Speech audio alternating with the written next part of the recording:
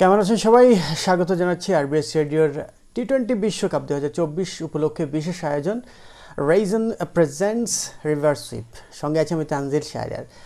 সবাই জানেন আগামীকাল বাংলাদেশ মাঠে নামছে এবং টি-20 বিশ্বকাপে এটি হতে যাচ্ছে বাংলাদেশের প্রথম ম্যাচ। প্রথম ম্যাচে তারা মোকাবেলা করবে শ্রীলঙ্কার। ইতিমধ্যে আমরা দেখেছি বিশ্বকাপে বেশ কয়েকটা ম্যাচ অনুষ্ঠিত হয়েছে, কিছু তো উত্থান পতন রয়েছে এবং গতকালকেই পাকিস্তানকে সুপার ওভারে আমেরিকা হারিয়ে দিয়ে বেশ একটা চমক সৃষ্টি করেছে। বাংলাদেশের জন্য খুব স্বাভাবিকভাবেই আমরা যারা বাংলাদেশি সমর্থক রয়েছি বাংলাদেশের জয় চাই, তারা একটা আশা নিয়ে গতকাল আগামীকাল সেই খেলাটা দেখতে নামে। বাংলাদেশ সময় ভোর 6:30টায় ম্যাচটা অনুষ্ঠিত হবে। তার আগে চলুন একটু দেখে আসি আসলে বাংলাদেশ এই বছর এখন পর্যন্ত টি-20তে কেমন করেছে। এ পর্যন্ত বাংলাদেশ 11টা টি-20 ম্যাচ খেলেছে এই বছরে, 3টা টি-20 সিরিজ খেলেছে এবং এই 3টা টি-20 সিরিজের মধ্যে 2টো সিরিজ বাংলাদেশ হেরেছে, একটা জিতেছে জিম্বাবুয়ের বিপক্ষে 5 ম্যাচের টি-20 সিরিজটা 4-1 ব্যবধানে তারা জিতেছে এবং শ্রীলঙ্কার বিপক্ষে দেশের মাটিতে যে অনুষ্ঠিত হয়েছিল সিরিজটা সেখানে 1-2 ব্যবধানে হেরেছে। একই ব্যবধানে বিশ্বকাপের ঠিক আগে আমেরিকার সঙ্গে যে টি-20 সিরিজটা হলো সেখানেও হেরেছে। পারফরমেন্সের দিকে যদি আমরা একটু লক্ষ্য করতে চাই তাহলে বলতে হবে বাংলাদেশের এই মুহূর্তে সবথেকে ইনফর্ম ব্যাটারের নাম হচ্ছে তাওহিদ হৃদয়, যিনি 10টা ইনিংস খেলে 263 রান করেছেন। তার এভারেজ হচ্ছে 37.57 মতো, স্ট্রাইক রেট হচ্ছে 135.57। এই টি-20 ক্রিকেটের স্ট্রাইক রেটটা কিন্তু খুবই গুরুত্বপূর্ণ, আমরা সবাই জানি। 250 তিনি এর মধ্যে করেছেন। এরপরেই যিনি বেশি রান করেছেন তিনি হচ্ছেন তানজিদ হাসান তামিম, 237 রান করেছেন, স্ট্রাইক রেট হচ্ছে 126.74, এভারেজ হচ্ছে 47.40। কনভিনসিং। অধিনায়ক শান্ত 194 রান করেছেন বটে, তবে তার এভারেজটা একেবারেই যেটা বলা চলে যে পেশাদার ক্রিকেটের জন্য মানানসই নয়, 21.56। স্ট্রাইক রেটটাও খুব একটা সুখকর নয়, 102.65। এ হচ্ছে বাংলাদেশের যারা আছেন। মাহমুদুল্লাহ এখানে 177 রান করেছেন, স্ট্রাইক রেটটা খুবই ভালো, 145-এর উপরে আছে তার স্ট্রাইক রেট। জাকের আলী অনিক তিনি 172 রান করেছেন, তারও স্ট্রাইক রেটটা 142.15। সৌম্য সরকার তিনিও 8 ইনিংস ব্যাট করে 160 রান করেছেন, গড়টা মোটেও সন্তোষজনক নয়, 23-এরও কম, 22.86। স্ট্রাইক রেটটাও খুব একটা সুখকর নয়, 126.98। আমাদের আরও দুজন তারকা cricketer, one of the best allrounder in the cricket history Shakib Al Hasan এই সময় 4 ম্যাচ খেলে মাত্র 58 রান করেছেন এবং লিটন দাস 7 ম্যাচ খেলে তিনি করেছেন 93 রান। কোনো 50 এই দুজনের কেউই করতে পারেননি। স্ট্রাইক রেটের অবস্থাও হজবরল, গড়ের অবস্থাও হজবরল। বোলিংয়ের দিকে যদি আমরা চাই, আমেরিকার সঙ্গে শেষ ম্যাচে 6 উইকেট পায় Mustafizur Rahman top wicket taker আছেন এখন পর্যন্ত। তবে আমি যাকে এই সময়ে সবথেকে সেরা বলার মনে করি সে হচ্ছে লেগ স্পিনার রিশাদ হোসেন। তাসকিন আহমেদ এবং রিশাদ হোসেন দুজনেই 12টা করে উইকেট পেয়েছেন, তবে রিশাদ হোসেন অধিনায়কের কতটুকু আস্থা অর্জন করতে পেরেছেন যে এই 11 ম্যাচের মধ্যে তিনি সর্বোচ্চ সংখ্যক ওভার বোলিং করেছেন, 38 ওভার বোলিং করেছেন এই লেগ স্পিনার।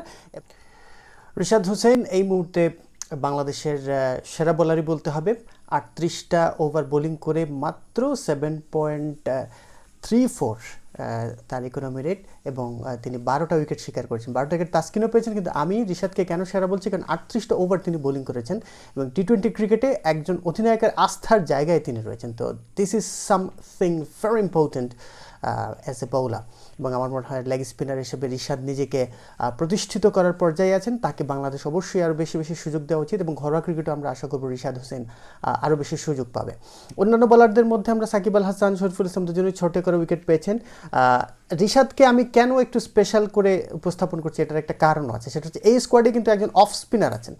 লেগ স্পিনারের তুলনায় অফ স্পিনাররা কিন্তু কম খরচে হয়ে থাকেন এবং তাদের মার খাওয়ার সম্ভাবনাটাও তুলনামূলকভাবে কিছুটা কম থাকে। কিন্তু আমরা যদি মেহেদী হাসানের পরিসংখ্যান থেকে 24 ওভার 3 বল তিনি বোলিং করেছেন এবং মাত্র 4টা উইকেট পেয়েছেন এই অফ স্পিনার। হ্যাঁ, আমরা জানি তিনি পাওয়ার প্লেতে বোলিং করেন, অনেক সময় ডেথ ওভারেও বোলিং করে থাকেন, তবে তার এভারেজটা অনেক বেশি, 45.75 এবং ইকোনমি রেটটাও কিন্তু 7.47, অর্থাৎ প্রায় 7.5 রান করে তিনি ওভার পিছু দিচ্ছেন। তো এইটার বিবেচনা যদি আমরা চিন্তা করি তাহলে রিশাদ হোসেন খুবই ভালো কাজ করছেন। তো আমরা যদি বাংলাদেশের ব্যাটিং এবং বোলিংয়ের দুটো বিষয় মিলিয়ে দেখি, লাস্ট সিরিজ যেটা হয়েছিল আমেরিকার সঙ্গে সেটাও যদি একটু বিবেচনা করি তাহলে বলতে হবে বাংলাদেশের বলাররা কিন্তু যথেষ্ট ভালো বোলিং করছেন, তবে আমাদের ব্যাটিংটা সেইভাবে জ্বলে উঠছে না। আমাদের লিটন সৌম্য অনেক দিন ধরেই আসলে ফর্ম খুঁজে পাচ্ছেন না। নাজমুল হোসেন শান্ত কখনো ভালো খেলছেন, কখনো খারাপ করছেন। তৌহিদ হৃদয় তিনি কিন্তু মাঝে মধ্যেই ভালো করছেন, আবার মাঝে মধ্যে খারাপ করছেন।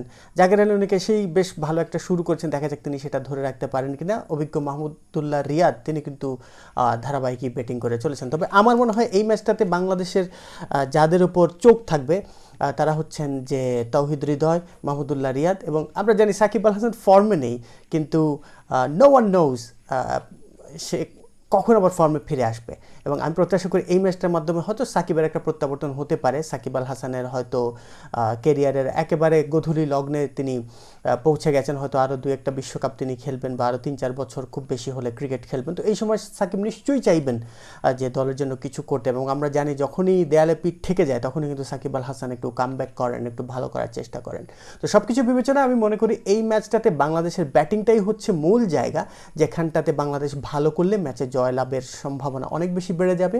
এবং বোলিং নিয়ে যদি বলি, হ্যাঁ শরীফুল এবং তাসকিন এই মুহূর্তে ইনজুরিতে আছেন, তানজিম সাকিব, হাসান মাহমুদ তারা হয়তো বোলিং করবেন, তাদেরও যথেষ্ট স্কিলফুল বলে আমরা মনে করি, এবং তারা ইতিমধ্যে সেটা প্রমাণও করেছেন অনেকবার।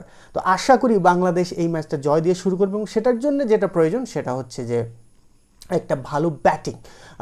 যিনি খেলেন না কেন, লিটন, সৌম্য, তানজিদ হাসান তামিম, তাদেরকে কিন্তু ভালো ব্যাটিং করতে হবে। এরপর মাহমুদুল্লাহ রিয়াদ, তাওহিদ হৃদয়, এরা যদি এই ধারাবাহিকতাটা ধরে রাখতে পারেন, জাকের আলী অনেক যদি একটু সঙ্গ দিতে পারেন শেষ দিকে এবং ঝড় তুলতে পারেন, সাকিব আল হাসান তো আছেনই। তো আমার কাছে মনে হয় যে এই ম্যাচটা বাংলাদেশের মূল জায়গাটা হচ্ছে ব্যাটিং। তারা যদি ব্যাটিংটা ভালো করতে পারে বাংলাদেশের জয়ের সম্ভাবনা অনেকখানি বেড়ে যাবে। বোলিংটা যদিও শরীফুল এবং তাসকিন ইনজুরির কারণে এই ম্যাচ খেলার সম্ভাবনা খুবই কম, তবুও আমি আশা করি বাংলাদেশের বোলিংটা বেশ ভালোই হবে। তো দেখা যাক কি হয়। নিশ্চয়ই সকলেই গলা ফাটাবে বাংলাদেশের জন্য। আমরাও আরবিএস রেডিওর পক্ষ থেকে বাংলাদেশকে শুভকামনা জানাচ্ছি। আর আরবিএস রেডিওর এই বিশেষ আয়োজন রাইজন প্রেজেন্টস রিভার সুইপ থেকে আজকে বিদায় নিচ্ছি। সঙ্গেই থাকুন, আমাদের এই ইউটিউব চ্যানেলটা অবশ্যই সাবস্ক্রাইব করবেন, আপনার বন্ধুবান্ধব যারা আছেন তাদেরকে ইনভাইটেশন পাঠাবেন যাতে আমাদের এই চ্যানেলটা সাবস্ক্রাইব করে, এবং আরবিএস রেডিওর সঙ্গেই থাকুন। RBS radio, be good, keep it better.